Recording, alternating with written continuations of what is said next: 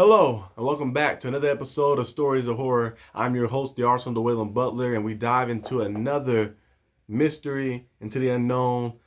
This is kind of like really not unknown. This is kind of more of a history dive that we do sometimes and occasionally on this Stories of Horror. Like I mentioned before in the previous video, Stories of Horror are going to be keeping up maybe here and there until my other channel reached 1,000 subscribers. Then the Stories of Horror series will go to the second channel that I released up there, and it will be a different name and a rebrand of something different, more scripted series with interviews, visits to different places around, talking to historians and all type of thing to give that great little feel. So that's gonna happen in the future. So until then, we're gonna discuss some of these various topics on here, starting off with the Laugh in the Dark, amusement thrill ride, funhouse thing. The thrill ride funhouse that they had back in the 70s. Basically, you get in this little car thing, kind of like a roller coaster ride a little bit. You get in there, you go through dark tunnels, and things pop up at you like skeletons and maybe ghosts or a lot of different random creatures pop up at you. But at one time in particular, they was filming a movie on set. They were using that little funhouse to film.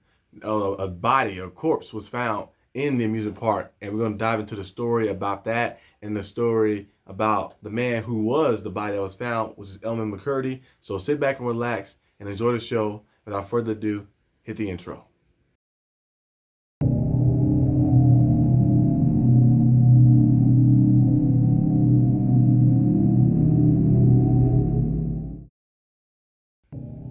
Back in 1976, members from a TV show called The $1 Million Man was preparing to film at the location of the Pike Amusement Park in Long Beach, California. The scene was meant to capture Steve Austin riding in one of the cars along the track of the spooky ride called The Laugh in the Dark. The ride included pops up from ghouls, skeletons, demons, etc., all in the dark to create some type of fun house, scary house feel. One day, an employee who was working on set was exploring and spotted a mannequin hanging from a noose in the corner. An employee reached and grabbed the mannequin's arm, and an arm broke off in his hand. The dismembered arm showed a bone beneath layers of desiccated skin, and it was revealed to be a human bone. And he realized that there was no mannequin, that it was a corpse of a man hanging from the noose in the ride. The corpse was a man named Elmer Mccurdy. Mccurdy died in a gunfight with the police 65 years before being found in the amusement ride. Back in 1911, Elmer robbed a train near Okesa, Oklahoma. He then fled to the Kansas border to a barnyard where he would be pursued by the police, which led to the shootout that killed him. Elmer's body was taken to a funeral home, but no one claimed it. So the undertaker embalmed him and allowed visitors to view the preserved corpse if they placed a nickel in his mouth for monetary gain for his business. But later, another man who lied about being a long-lost relative of Elmer's, got the corpse and used it for monetary gain as well.